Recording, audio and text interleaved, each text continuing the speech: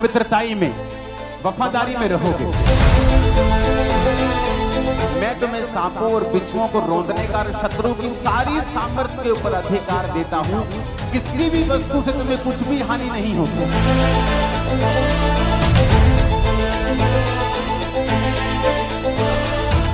अपनी हाथों को उठाओ। आज जो कुछ मैं सुनूंगा खुदाबंद, ये मेरी लाइफ में आशीष का कारण होगा। प्रभु यीशु मसीह के सामर्थी नाम में हम मांगते हैं। जब बाइबल कहती है कि इजरायली लोग प्रार्थना कर रहे थे कि परमेश्वर हमें इस मजदूरी से, इस दुखी कामों से छुड़ा जिससे उनका जीवन दुखी हो गया था, तो बाइबल कहती है परमेश्वर ने मूसा को भेजा और मूसा के जरिए अपने वचनों को भेजा। मेरा विश्वास है कि ये वचन जब आप सुनेंगे, आपके हृदय से परमेश्वर बात करेगा और आप छूट जाएंगे अज्ञानता से भी, शैतान से भी, बंधनों से भी।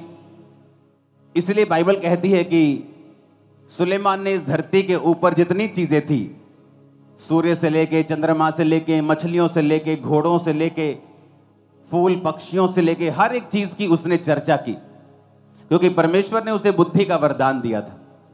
जब उसमें बुद्धि का वरदान था तो उसे सब चीजों की नॉलेज थी। परिवार में कैसे चलना है, दोस्तों के साथ कैसे चलना है, समाज के साथ कैसे चलना है, परमेश्वर ने सब प्रकार की बुद्धि उसे दी थी। उसने अपने जीवन में गलतियां की, लेकिन उसे वो मालूम था कि वो गलतियां हैं, और उसने उन गलतियों का जिक्र भी नीति वचन में किया। जो उसने खुद की, उसने उनका जिक्र भी किया। जब बुद्धि आप में परमेश्वर की बात करती है और आपके अंदर ठहर जाती है, ये आपके छुटकारे का कारण ठहरती है। इसलिए कहा जाता है कि जो नॉलेज है, जो इंफॉर्मेशन है, जो नॉलेज है, वो फ्रीडम है। आज से कुछ साल पहले जब दुबई में कुछ नहीं था, लेकिन जब उन्हें नॉलेज होती है कि हमारे नीचे तेल का एक कुआं है इतना बड़ा, तो आज दुनिया का हर सेलिब्रिटी दुबई में जाना चाहता है, वहीं रहना चाहता है। आज चर्च के कितने बिलीवर्स हैं जो वहां पर मिलियनियर्स हैं, क्योंकि जब आपको नॉलेज होती है, ये फ्रीडम लेके आती है। जब आपको ज्ञान हो जाता है, ये आपके लिए छुटकारे का कारण बनता है। इसलिए मैंने संडे को समझाया था कि परमेश्वर ने कहा ज्ञान के बिना उसकी प्रजा क्या हो रही है, नाश हो रही है। अपने पड़ोसी को बोलो, बिना ज्ञान के प्रजा नाश होती और बंधनों में जाती है। तो जब आपके अंदर ज्ञान नहीं होता, परमेश्वर ने यह नहीं कहा कि शैतान के कारण मेरी प्रजा नाश हो रही है, या शैतान के कारण मेरी प्रजा में बीमारियां फैल रही हैं, शैतान के कारण मेरी प्रजा में जादू टोना फैल रहा है। परमेश्वर ने कहा जादू टोना, शैतान, सब कुछ मैंने तुम्हारे बस में कर दिया है। किसी भी वस्तु से तुम्हें कुछ भी हानि ना होगी। मैं तुम्हें सांपों और बिच्छुओं को रौंदने का और शत्रु की सारी सामर्थ्य के ऊपर अधिकार देता हूं। किसी भी वस्तु से तुम्हें कुछ भी हानि नहीं होगी। तुम्हारे गांव में, तुम्हारे मोहल्ले में वो 50 साल से जो तांत्रिक बैठा है, चाहे तुम 6 महीने के विश्वासी हो, तुम उससे 1 करोड़ गुना भारी हो, तुम उससे 1 लाख गुना भारी हो, मैं सच कह रहा हूं। बात यह है कि अब चर्च को उस जगह के ऊपर लाया जाए जहां से चर्च को यह बात की नॉलेज हो जाए कि अगर हमारे अंदर परमेश्वर का ज्ञान नहीं है तो शैतान कभी भी आपको हरा सकता है। इसीलिए जब परमेश्वर यीशु मसीह के लिए आकाश खुल गया था, आकाशवाणी हुई। इमेजिन करो आपके लिए आकाश खुल जाए और ऊपर से परमेश्वर की डायरेक्ट आपको आवाज आए कि तू मेरा प्रिय बेटा है, मैं तुझसे बहुत खुश हूं, और सारी दुनिया इसकी विटनेस हो। और तो भी शैतान यीशु मसीह के पास आकर कहता है यदि तू परमेश्वर का बेटा है तो इन पत्थरों को बोलिए रोटियां बन जाएं। इसका मतलब क्या? चाहे आपने कैंसर से छुटकारा पाया हो, चाहे आपने बड़ी बीमारी से छुटकारा पाया हो, चाहे आपने पवित्र आत्मा का वरदान पाया हो, चाहे आपने परमेश्वर को देखा हो, परमेश्वर की आवाज सुनी हो, फिर भी शैतान आपको गिराने की कोशिश करेगा अगर आपके अंदर परमेश्वर का वचन नहीं है। तो यीशु मसीह ने तब शैतान को यह नहीं कहा कि शैतान मेरे लिए आकाशवाणी हुई थी कि मैं उसका प्रिय बेटा हूं। परमेश्वर ने कहा शैतान, लिखा है इंसान केवल रोटी से नहीं परंतु परमेश्वर के मुख से निकले एक एक वचन से जीवित रहेगा। यानी अगर परमेश्वर यीशु मसीह को भी वचन का ज्ञान नहीं होता तो भी वो शैतान को हरा नहीं पाते। इसीलिए आपने ये बहुत ध्यान से देखा होगा कि प्रभु यीशु मसीह को स्क्रिप्चर्स की, बाइबल की बड़ी अच्छी नॉलेज थी। जब वो आराधनालय में बाइबल पढ़ने के लिए यशाया की पुस्तक पढ़ रहे थे कि यहोवा का आत्मा मुझ पे है, तो परमेश्वर ने कहा था आज ये लेख तुम सबके सामने पूरा हुआ है, क्योंकि ये वचन मेरे लिए लिखा गया था। कितने मेरी बातों को समझ रहे हैं? मैं अभी वचन पे नहीं आया हूं, मैं आपका बेस बना रहा हूं कि क्यों वचन को सुनना और समझना और इस पे चलना हमारे लिए इंपॉर्टेंट है। हालेलुया। आज जो बिलीवर्स हैं उनके लिए परमेश्वर ने एक मैसेज दिया है मुझे, और जब आप ये मैसेज सुन रहे होंगे तो परमेश्वर का आत्मा आपसे बात करेगा 100%। तो सबसे पहली चीज जो वचन ये कहता है कि हमें किस चीज की जरूरत सबसे ज्यादा है। नीति वचन 2:4 में लिखा है, तू बुद्धि को चांदी के समान ढूंढे और गुप्त धन के समान उसकी खोज में लगा रहे। परमेश्वर ने अलग अलग जगह पे नीति वचन में, बाइबल में लिखा है कि कुंदन अगर एक साइड रखा हो, सोना रखा हो, हीरे मोती रखे हो और एक साइड पे बुद्धि रखी हो, तो हमेशा बुद्धि को चुनना। अगर तेरे पास बुद्धि है तो तू ऐसे हीरे मोती सोना बहुत कुछ कमा सकता है और उन्हें बनाए रख सकता है। लेकिन अगर तेरे पास बुद्धि नहीं है तो तू सोना और चांदी तेरे पास आ सकती है, लेकिन बुद्धि ना होने की वजह से वो थोड़े ही दिनों की होगी। तो परमेश्वर ने हमेशा ये वचन में लिखा है कि जो बुद्धि है वो तेरे पास हमेशा होनी चाहिए। लेकिन आज जब आप एक बिलीवर को देखते हैं और उसे बुद्धि के बिना देखते हैं तो उसके नुकसान क्या होते हैं, और बुद्धि के बिना किस तरह एक बिलीवर को अपनी लाइफ में सफर होना पड़ता है, आज हम उसे समझेंगे। आज के वचन का जो शीर्षक है उसका नाम है ए पांडा लाइक बिलीवर।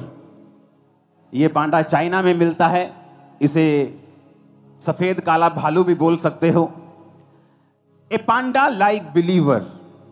सबसे पहले ये जो पांडा है, हमें इसकी बुद्धि को समझने की जरूरत है। आपने इसे पिक्चर्स में देखा होगा, आपने इसे इंटरनेट पे देखा होगा, मूवीज में देखा होगा, कुंग फू में करते हुए देखा होगा, तो ये इसे बड़ा बुद्धिमान दिखाया गया है। लेकिन एक्चुअल में जब आप इंटरनेट के ऊपर स्टडी करेंगे तो आपको ये मालूम होगा कि ये पांडा है, ये जो भालू आपको दिख रहा है जिसे पांडा कहते हैं, ये दुनिया के 5 सबसे मूर्ख जानवरों में से एक है।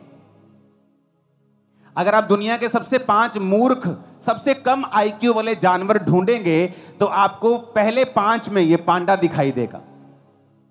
ये इतना मूर्ख है कि चाइना में जो लोग इसको संभालते हैं, तो अगर आप स्टडी करेंगे आपको मालूम होगा कि जब वो इसको संभालते हैं तो 24 घंटे पांडा के साथ रहना पड़ता है। क्यों? ये इतना डम्ब है कि जब ये पेड़ पे चढ़ता है तो गिर जाता है, ऊंची जगह पे गिरता है। ये देखता नहीं कि यहां पे आगे जगह नहीं है या इसका किनारा थोड़ा तीखा है, मैं गिर जाऊंगा, और ये बार बार गिरता है। इसकी बुद्धि जो है वो बहुत कम है। आज हमारे बहुत से बिलीवर इस पांडा की तरह हैं। आपको पता है ये पांडा क्या खाता है? अगर आप इसकी स्टडी करें तो ये बांस खाता है। रीजन क्या? बांस में सबसे कम एनर्जी होती है, तो इसे लगातार बांस को 14 घंटे एक दिन में खाना पड़ता है अपनी एनर्जी को पूरा करने के लिए। जबकि ये अगर और चीज खाए तो 2-3 घंटे में अपनी एनर्जी पूरी कर सकता है। लेकिन प्रभु को मालूम है पांडा जो है ये एक मूर्ख प्राणी है। ये जो बांस के पेड़ आप देख रहे हो, ये सिर्फ बांस खाता है, और भी चीजें खाता है, लेकिन सबसे ज्यादा ये बांस को ही खाता है। तो बांस को जब ये खाता है तो बांस में एक खासियत है, बांस में बिल्कुल भी एनर्जी नहीं होती।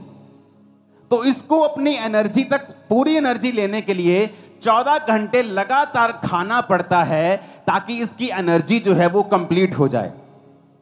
अब लगातार इसको खाना पड़ता है, लेकिन बहुत सा खाना बिना पचे भी इसके पेट से निकलता है। मैं ये क्यों आपको बता रहा हूं, ऐसा क्यों बनाया गया इसे, लोगों के पास इसका उत्तर नहीं है, लेकिन मैं आपको बताता हूं आत्मा के जरिए।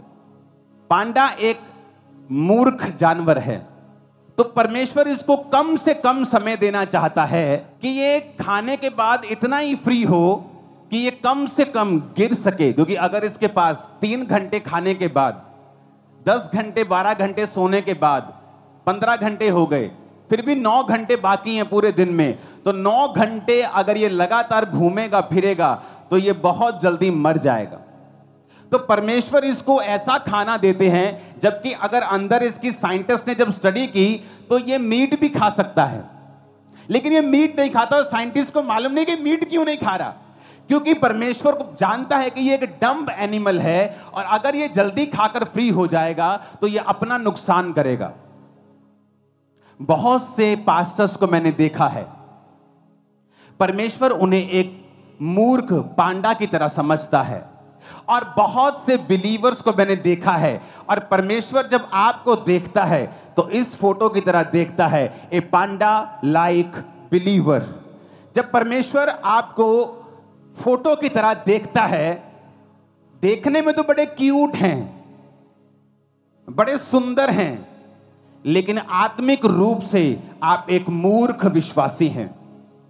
जब एक पास्टर, जब एक सेवक, एक विश्वासी आत्मा में समझदार नहीं होगा तो परमेश्वर ये मेक श्योर करेंगे कि तुम लोग इतने झंझटों में और शैतान के बंधनों में थोड़ा थोड़ा फंसे रहो और तुम पूरी तरह से फ्री ना हो पाओ, क्योंकि जैसे ही तुम फ्री होगे तुम अपना नुकसान कर लोगे। बहुत से लोग अगर आज के दिन इस चर्च में हील हो जाएं, मैं गारंटी देता हूं अगले 3 महीने के अंदर वो व्यभिचार में फंस जाएंगे।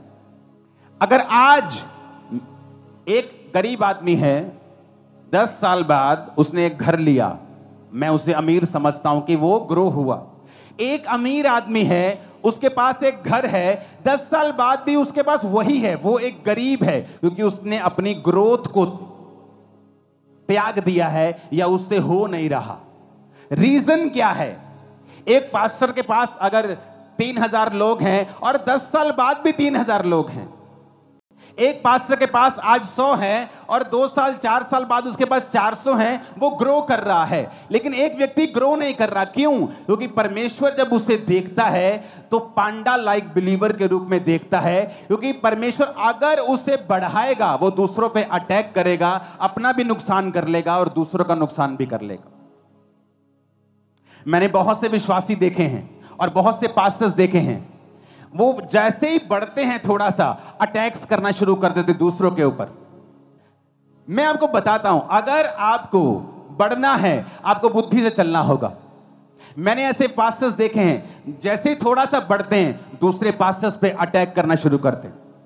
ये नहीं कि शिक्षा दे रहे हैं, शिक्षा नहीं दे रहे, लेकिन पर्सनल जेलसी है और अटैक कर रहे हैं। और परमेश्वर देखता है कि नहीं, तू पांडा लाइक बिलीवर, पांडा लाइक पास्टर है, मैं तुझे ज्यादा नहीं बढ़ा सकता हूं, मैं तुझे इसी लेवल पर रख सकता हूं, क्योंकि अभी तेरी कैपेसिटी नहीं है कि मैं तुझे नेक्स्ट लेवल पे ले जाऊं। तो परमेश्वर उसे खाने के लिए बांस देगा, ताकि 14 घंटे तू बांस खाता रहे, खाता रहे, खाता रहे। क्योंकि अगर तू मीट खाकर अपना पेट भर लेगा तो बाकी टाइम तू दूसरों को और अपने आप को नाश करने के लिए इस्तेमाल करेगा।